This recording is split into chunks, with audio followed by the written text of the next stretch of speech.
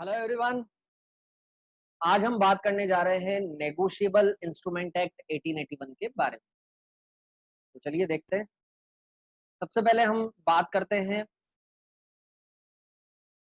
Negotiable word के बारे में, नेगोशिएबल।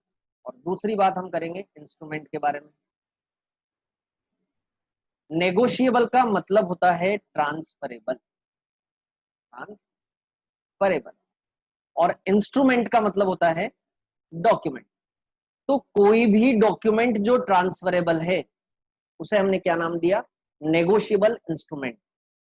अब लेकिन ऐसा नहीं है कि कोई भी डॉक्यूमेंट उठा ले, हम कोई रफ पेपर उठा ले या ब्लैंक पेपर उठा ले और उसे बोल दे कि ये नेगोशिएबल इंस्ट्रूमेंट। तो इसके लिए भी लॉ ने कैटेगरीज बता दी है। सेक्शन 13 जो है नेगोशिएबल इंस्ट्रूमेंट एक्ट का, वो बोलता है कि एक promissory note, bill of exchange और एक चेक, यही आपके लिए क्या होंगे? Negotiable instrument. ठीक है। सेक्शन 13 में इसको डिफाइन किया है कि एक promissory note, bill of exchange और चेक ही आपके लिए क्या होंगे? नेगोशिएबल इंस्ट्रूमेंट, चाहे वो ऑर्डर पे पेएबल हो, चाहे वो बियरर। ठीक है। हम बात कर रहे हैं सबसे पहले प्रॉमिसरी नोट के बारे में। प्रॉमिसरी नोट, प्रॉमिसरी नोट क्या होता है? प्रॉमिसरी नोट में एक पार्टी प्रॉमिस करती है दूसरी पार्टी को, किस बात के लिए? अमाउंट पे करने के लिए। ठीक है। यानी कि अगर उन्होंने पैसा उधार ले रखा है तो वो पर्टिकुलर अमाउंट को पे करने के लिए प्रॉमिस करती है, एक बिल नोट लिखती है, उस नोट पर साइन करती है और साइन करके पहुंचा देती है दूसरी पार्टी के पास। जिस पार्टी ने वो बिल लिखा उसको हमने क्या नाम दिया? मेकर। जिसके पास वो बिल पहुंच गया है, उसे पेमेंट मिलेगा, उसे हम नाम देते हैं पेई। और ये पेई जो है मैच्योरिटी डेट पर इस बिल को रिप्रेजेंट करता है, जिससे पेमेंट लेना है उसके पास, यानी कि मिस्टर एक्स के पास। तो मिस्टर एक्स जो है वो ड्रॉई की कैपेसिटी में भी आ गए और पेमेंट भी इन्हीं को करना है, यानी कि पेयर की कैपेसिटी में भी आ गए। तो बेसिकली जो प्रोमिसरी नोट होता है उसमें होती है आपकी टू पार्टीज। ठीक है। One is maker, another is pay. ठीक है। जो मेकर होता है ड्रॉई भी वही होता है और पेयर भी वही होता है।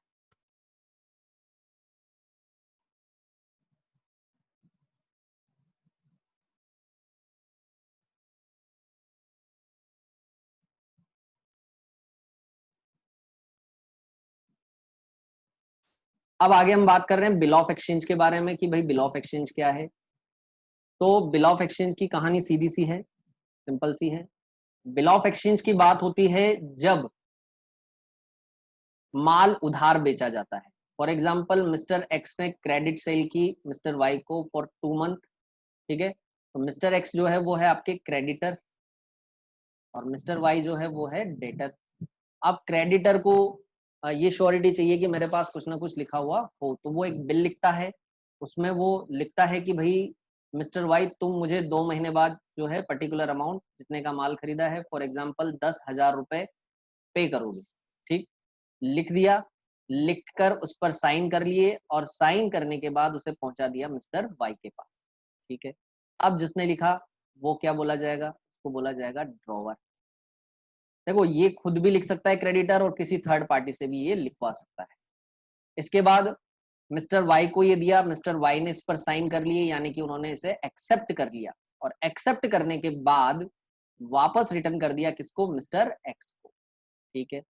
यानी कि अब मिस्टर एक्स क्या करेंगे? इस बिल को रिप्रेजेंट करेंगे मिस्टर वाई के पास मैच्योरिटी पर। तो वाई किस पोजीशन में आ गए? आपके ड्रॉई की पोजीशन में। ठीक है। अब बात आती है कि पेमेंट करने वाले कौन? Mister Y. तो इन्हें हम पेयर भी बोल देंगे और पेमेंट किसको मिलेगा? क्रेडिटर को, मिस्टर एक्स को, ड्रोवर को, इसे हम बोलेंगे पेई। तो बिल ऑफ एक्सचेंज की अगर बात करें तो यहाँ 2 पार्टीज भी हो सकती है और 3 पार्टीज भी हो सकती है। 2 पार्टीज कब होगी? जब बिल खुद क्रेडिटर ड्रॉ करता है, तो ड्रोवर और ड्रॉई 2 पार्टी हो गई। अब 3 पार्टी कब होगी? जब बिल किसी और ने ड्रॉ किया है, किसी और ने लिखा है, किसी ऑथराइज पर्सन ने उस बिल को लिखा है, तो वो पर्सन तो हो गया ड्रोवर। ये मिस्टर एक्स हो गए आपके पेई और ये जो मिस्टर वाई है ये क्या है? आपके ड्रॉई। तो 3 पार्टीज इसमें आपके बेसिकली हो जाएगी। ठीक है। अब आगे बात करते हैं।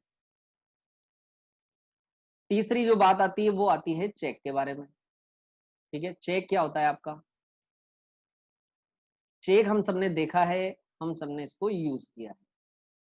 ठीक है। चेक भी एक तरह का बिल ऑफ एक्सचेंज ही होता है वैसे, लेकिन अभी इसकी कैटेगरी को इन्होंने अलग कर दिया है। तो चेक में बेसिकली कितनी पार्टीज होती है? एक जिसने चेक लिखा है, एक जिसने चेक लिखा है यानी कि ड्रॉवर, एक जिसे पेमेंट मिलेगा, जिसको पेमेंट करना है उस पार्टी को पेमेंट मिलेगा, उसे हम बोलेंगे पेई। ठीक है। अब ये पेई के पास चेक आ गया और इसकी पॉकेट में रखा हुआ है। अब क्या ये पॉकेट में रखा रखा एनकेश हो जाएगा, या मैच्योरिटी डेट पर इसे बैंक के पास ले जाना पड़ेगा? तो बिल्कुल इसे बैंक के पास ले जाना पड़ेगा। और इसे जब बैंक के पास ले जाना पड़ेगा यानी कि हमें वो चेक बैंक को दिखाना पड़ेगा, तो इस केस में बैंक किस पोजीशन में आ गया? ड्रॉई की पोजीशन में। चेक की जो खास बात है वो क्या है कि यहाँ ड्रॉई हमेशा कौन रहेगा? बैंकर। बैंकर जो है वो हमेशा क्या रहेगा? आपका ड्रॉई।